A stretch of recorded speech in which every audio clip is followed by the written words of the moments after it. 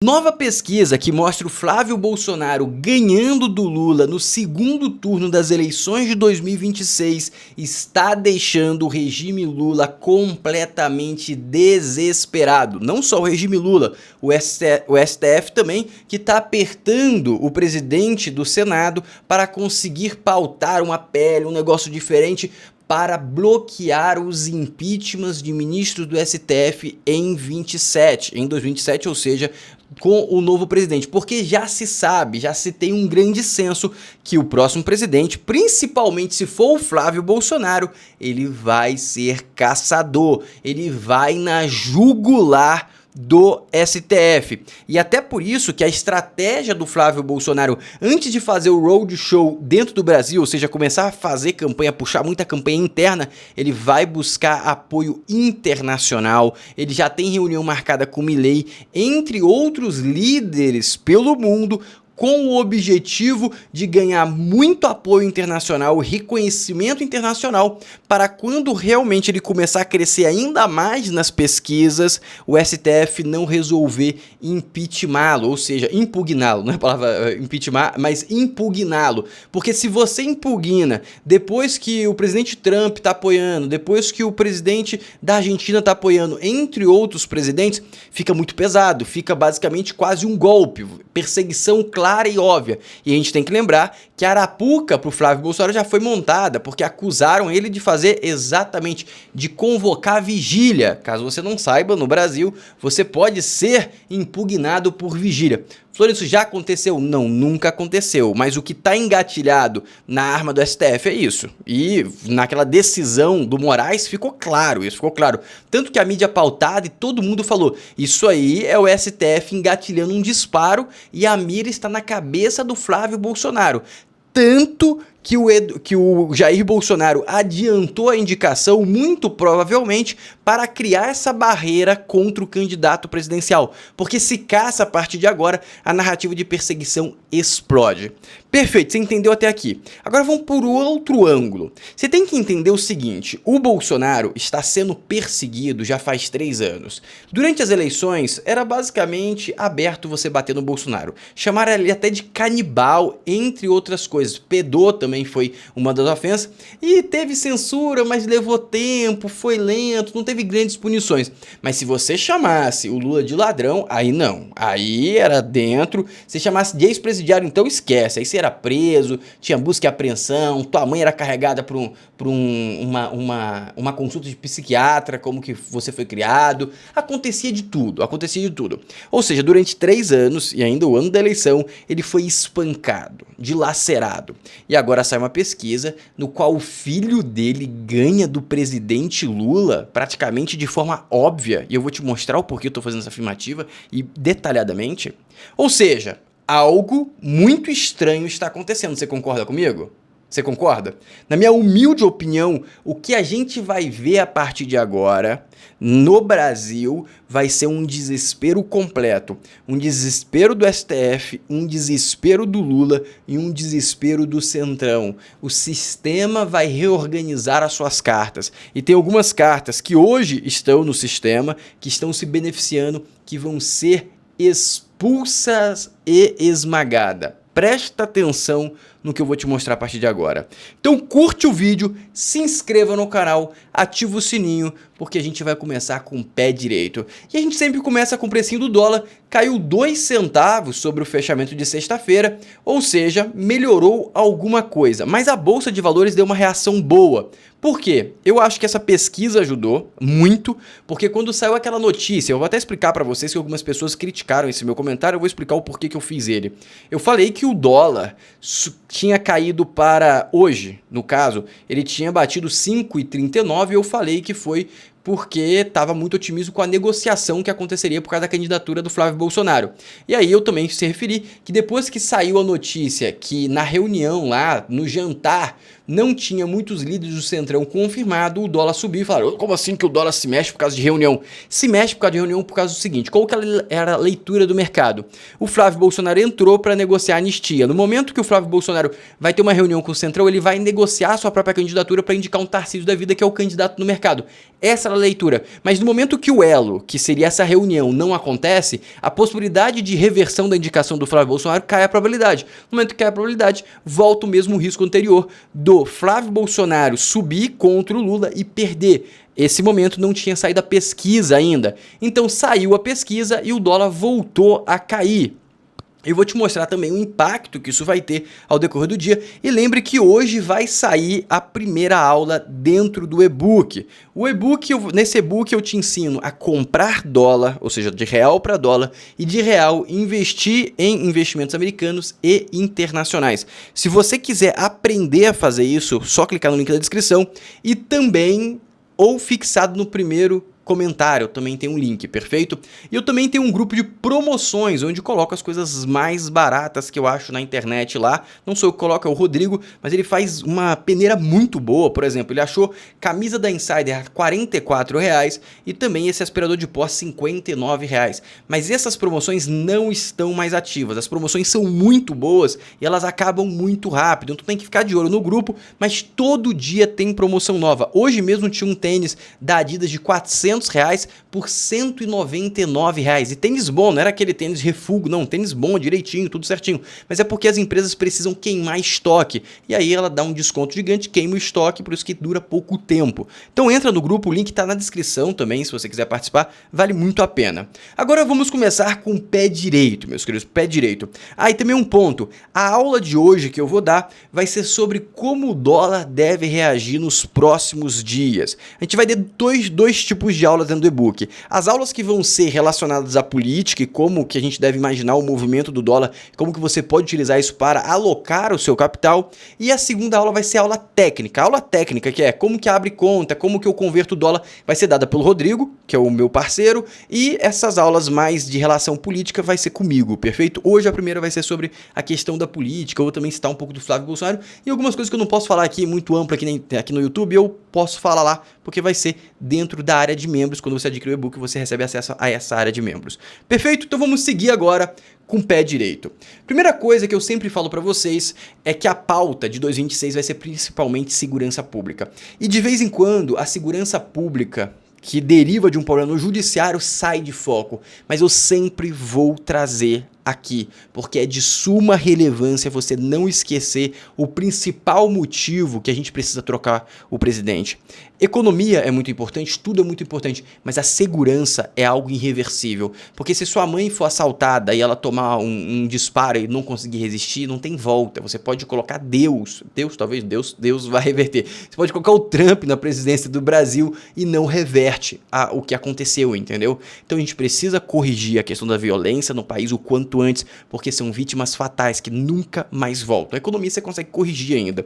Presta atenção nisso aqui, como que é lamentável e triste. Te deixar revoltado em 1 minuto e meio. 2021, Michigan, Estados Unidos. Um adolescente de 15 anos invade uma escola e mata 4 estudantes. A pena, prisão perpétua. Simples, já que você destruiu 4 famílias para sempre, você também vai ter que pagar. Para sempre. Mas tem mais, os pais do adolescente também foram condenados. Eles pegaram uma pena de 10 a 15 anos simplesmente por ignorarem os sinais, por não impedirem o que eles sabiam que poderia acontecer. Agora se prepara. Novembro de 2022, Aracruz, Espírito Santo. Um adolescente de 16 anos invade 2 escolas na sequência, atira em todo mundo que vê pela frente, 12 feridos, 4 mortos. Dentre eles uma menina de 12 anos. Alguma semelhança com o caso dos Estados Unidos? Toda, né? Agora corta pra hoje, novembro de 2025, 3 anos depois. Esse mesmo adolescente, agora com 19 anos, está solto, livre, e cumpriu o limite máximo que a lei brasileira permite. Ele liquidou 4 pessoas e deixou 12 feridos. Alguns desses 12 feridos podem estar com sequelas fatais, tiro no rosto, ou realmente perdeu o movimento, ou vai ficar sentindo dores pro resto da vida. E o indivíduo, depois de 3 anos, está livre. Isso é um judiciário, isso é uma regulamentação que preste, meus amigos? Não é, entendeu? Então compartilha esse vídeo, eu vou deixar até esse link desse vídeo aqui na descrição para vocês compartilharem, porque isso é lamentável. Isso aqui vai estar dentro do manual que eu vou lançar também, que vai ser um e-book, um manual para você convencer os indivíduos a não votarem no Lula, não votarem no PT. O manual vai ser para você convencer eles não votarem no Lula, não vai ser um manual para você convencer eles votarem no Bolsonaro ou Flávio Bolsonaro, porque é mais difícil. A gente precisa desidratar o Lula, essa é a principal prioridade, isso que a gente tem que ter em mente, entende? Vamos dar sequência agora ao caso de corrupção. Olha agora o que o Otávio vai falar sobre o Bacelar, presta atenção. A Polícia Federal conseguiu quebrar o sigilo do celular Vai vir bomba agora. do Bacelar.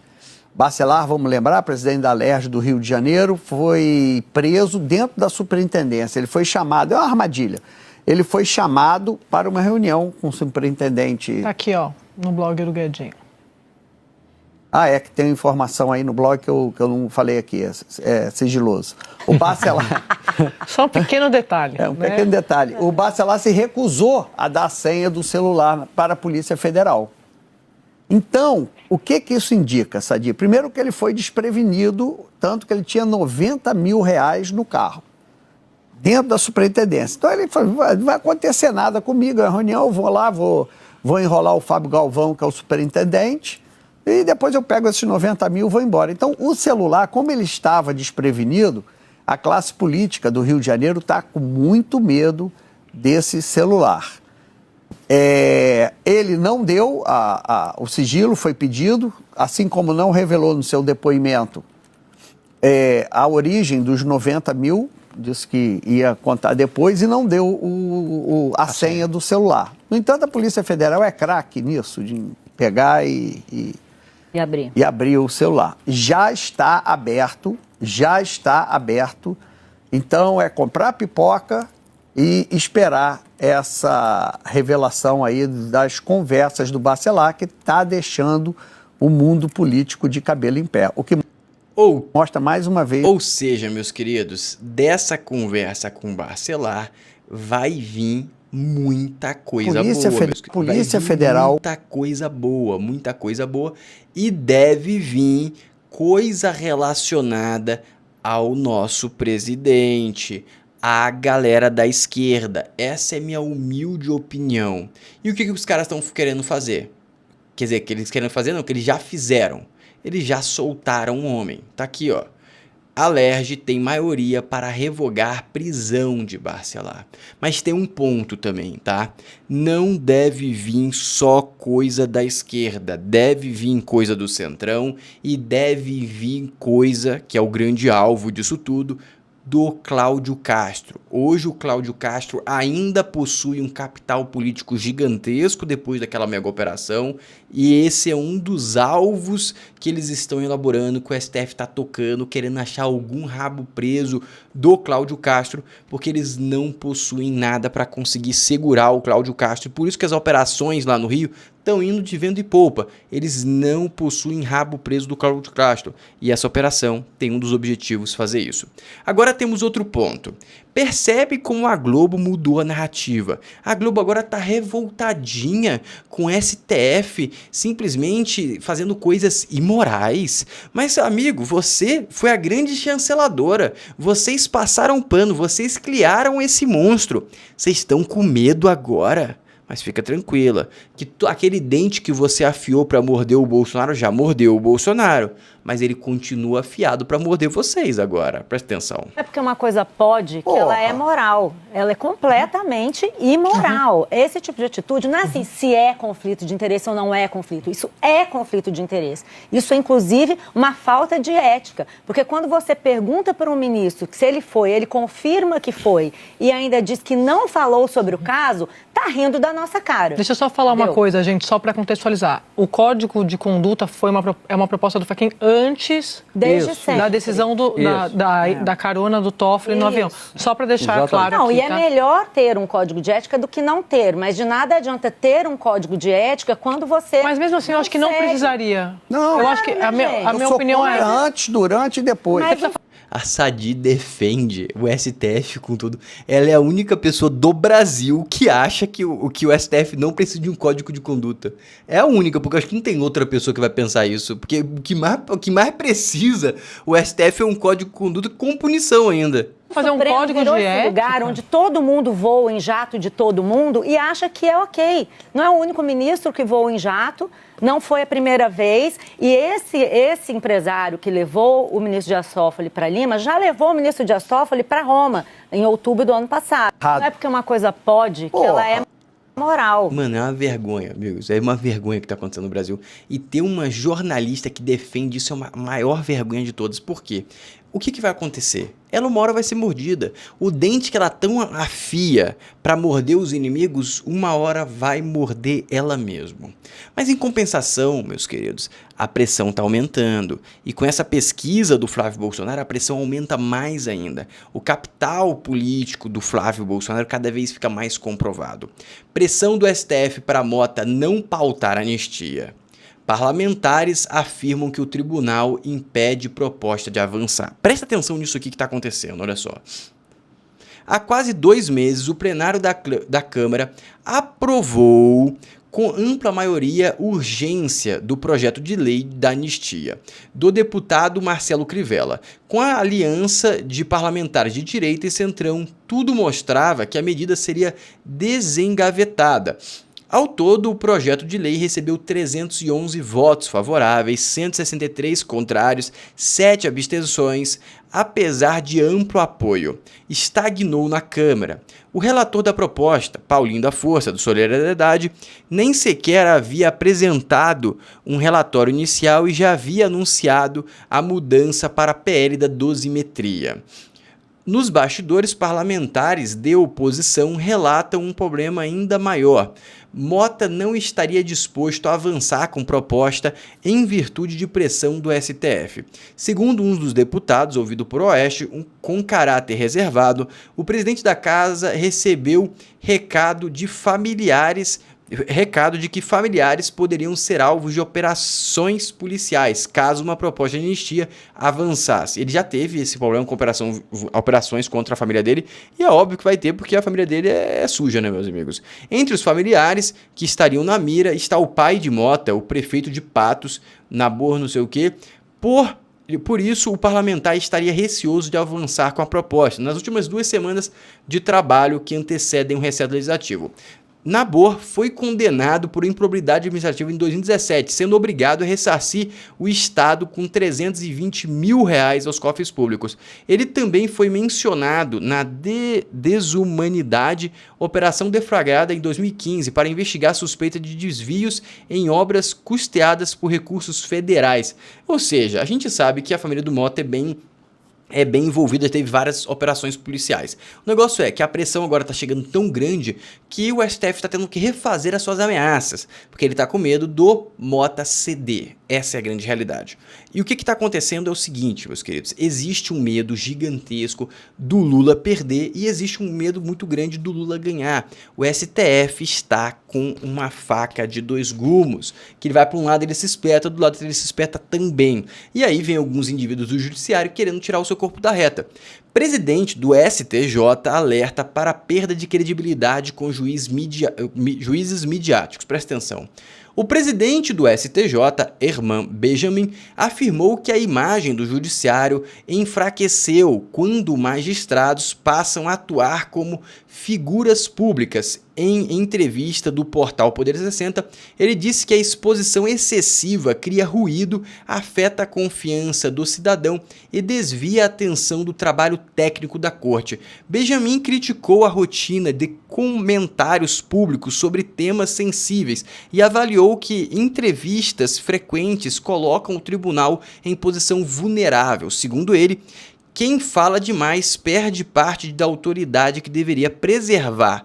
Corte deve ser vista como alguém que só se manifesta em ocasiões raras e necessárias. Eu acho que é um comentário totalmente pertinente e faz total sentido. Vai mudar alguma coisa? Não. Mas ele vai poder utilizar esse comentário no futuro caso acusem ele de alguma coisa. Estratégia, meus queridos, estratégia. União Brasil expulsa Celso Sabino após recusar a deixar Ministério do Turismo. Por que esse indivíduo recusou?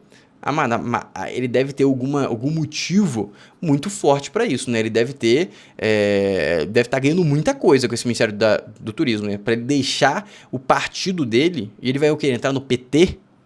Meu amigo, acho que está entrando num buraco, num barco afundando, mas é isso, ele provavelmente quer continuar tendo os benefícios que ele deve estar tendo no cargo atual. Infelizmente, o Brasil tem dessas.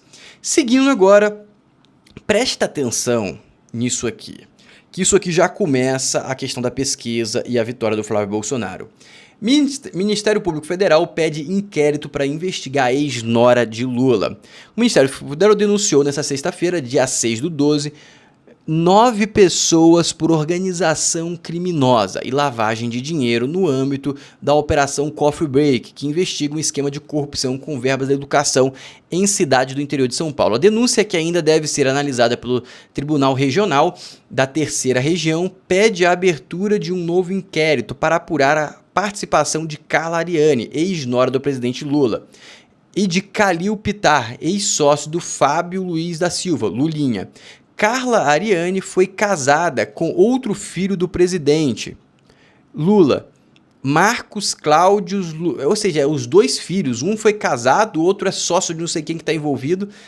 Meus queridos. A MPF pede que sejam atuados réus o empresário André Mariano e o doleiro Abdala não sei o que, acusados de operar um sistema de superfaturamento de livros em 3 cidades paulistas. Ou seja, meus amigos, você acha que isso aqui vai amplificar a aprovação do Lula ou vai cair a aprovação? Acho que vai cair a aprovação. Vai amplificar a desaprovação? Provavelmente. Beleza, estamos na mesma página. Vai anotando essa. Corrupção. O nome disso é corrupção, certo? Todo mundo entendeu. Ligado à família do Lula. Todo mundo entendeu essa parte. Beleza. Agora, presta atenção no que o PT está arriscando fazer. O jogo do PT agora é ir para cima do Centrão, porque até pouco tempo o Centrão estava apoiando o Bolsonaro. Agora, com a indicação do Flávio, as cartas se embaralharam. Mas essa aqui era a atitude do Centrão que está fazendo nesse exato momento. E tem uma parte que eu discordo sobre o Banco Master dele aqui, mas eu acho que ele dá um resumo legal. Presta atenção. O Centrão está dando o tom que eles estão querendo dar. Então piora então a situação, porque pós-eleição de 2026. Qual o recado que o Centrão está dando, né? Olha, você contou com a gente, então vamos botar o Centrão conversando com o PT, tá? Centrão conversando com o PT. Olha, vocês contaram com a gente para ferrar o Bolsonaro e a família e os seus apoiadores. A gente lavou a mão, tá tudo ok, lindo e maravilhoso, vambora, jogo que segue. Aí o PT voltou os canhões pro Centrão, que foi a operação do Banco Master. E aí o Centrão... Não é assim que a banda toca, não. E o PT? Não, vai ser assim sim. Eu quero ver os próximos capítulos, porque o PT... É interessante ver como o PT resolve o problema, né? Pergunta o Celso Daniel pra você ver. Toninho do PT. Dá pra perguntar. Pergunta o Celso Daniel. O Celso Daniel vai te falar. Aquela brincadeira do copo. Só assim. O PT resolve... Tem aí pra gente perguntar ele? Mas o PT resolve problemas como ele resolveu o Celso Daniel. Pergunta pro Teori Zavascki como é que o PT resolve um problema de ministros do STF que colocam pesado que ele vai falar. O pau pra torar pra cima de um investigado. É assim que o PT resolve. Então, o Centrão tá querendo comprar uma briga com o PT. Eu não me assusto se começar a morrer gente agora. Nos próximos meses. Fulano morreu de acidente, o avião caiu, deu pânico. Helicóptero caiu, foi... Filho do Aí o laudo vai dizer que não teve nada, não aconteceu nada, foi um acidente, o pessoal tá viajando, não tem nada a ver uma coisa com a outra. Eu não... E se o laudo falar algo diferente, daqui a pouco o cara do laudo vai sofrer um acidente também. Não, vai ser condenado por fraudar o próprio laudo, como aconteceu com o filho do Alckmin. Ou seja, vocês conseguiram pegar a visão do que ele falou aqui, queima de arquivo, mas a essência disso aqui, qual que é? É a briga entre o Centrão e o Lula, que tá bem clara. Eu não acho que o Lula ou o PT vai arriscar ir para as vias de fato, porque o Centrão não é flor que se cheire. Se começar a ir pelas vias de fato de um lado, vai pelas vias de fato de outro lado. Eles não estão para brincadeira, essa é a realidade. Só quem vai de arrasta é quem não tem seguro, não tem ninguém por ele. Como assim? Teria Vasco que não tinha ninguém por ele, senão teria uma contra-reação. Se você... Por exemplo, aquela questão de família de máfia. Quando algum membro da família da máfia é liquidado, eles vão liquidar, eles vão cobrar a conta. E aí fica nessa, até que o momento eles resolvem parar. Só que aí vai uma galerinha de arrasta. Mas aí a mensagem ficou clara, não toca na minha família. A mensagem fica clara. Quando morre um teoria, quando morre outra coisa e não tem essa reação, quer dizer que estava sozinho. Que você não pode estar sozinho. Quando você vai lá e liquida alguém do Centrão, todo o Centrão vai falar assim, ou a gente reage, ou a gente vai ser o próximo. Entendeu? Então eu acho que vai ter uma contra-reação. Agora, beleza, você entendeu o cenário, esse é o contexto, essa pavimentação. Agora, presta atenção nessa análise aqui, que eu achei muito boa, do Cláudio Dantas. Em seguida, a gente vai para a pesquisa. eu queria ver a cara do Alexandre de Moraes agora, porque Jair Bolsonaro deixou o governo já tem 3 anos. Desde então foi perseguido, né? Foi submetido aí a uma série de processos inconstitucionais, ilegais, perdeu os direitos políticos, depois foi trancafiado, né? Levou tornozeleira, censurado, foi deixado aí incomunicável, agora condenado a 27 anos de cadeia, está preso, não consegue nem falar com a família direito, fora toda a campanha de difamação, né, ao qual ele foi submetido. E o único objetivo do Alexandre de Moraes era o quê? Acabar com o Jair Bolsonaro, acabar com o bolsonarismo, extirpar o bolsonarismo da política brasileira. E aí a primeira vez que o Bolsonaro diz, olha, esse nome vai ser o meu sucessor. É o filho 01, o senador Flávio Bolsonaro, anunciou a sua candidatura, ungido pelo pai. Nós tivemos aí nos últimos 3 dias a imprensa dizendo, tripudiando da candidatura, falando opção de asneira, análises superficiais, etc. E hoje sai a primeira pesquisa eleitoral com o nome do Flávio Bolsonaro, ungido pelo pai, e ele aparece empatado com o Lula num eventual segundo turno. E nem começou a campanha. Agora, beleza, apareceu empatado, vou mostrar a pesquisa e por que eu falo que ele vai ganhar, tá? Vamos lá, presta atenção. Instituto Veritar, Flávio Bolsonaro empata disputa direta contra o Lula. Quais foram os números? Segundo o Instituto Veritar, 38,9% dos eleitores consideram... Não, esse aqui é do Tarcísio, cadê do Flávio? Flávio é o terceiro na preferência do eleitor, com 18,4% entrevistados, mas cadê a pesquisa? Essa aqui é a pesquisa. Do outro lado, em uma eventual simulação do segundo turno contra o Lula, Flávio teria 39,2% contra 39,8% do Lula.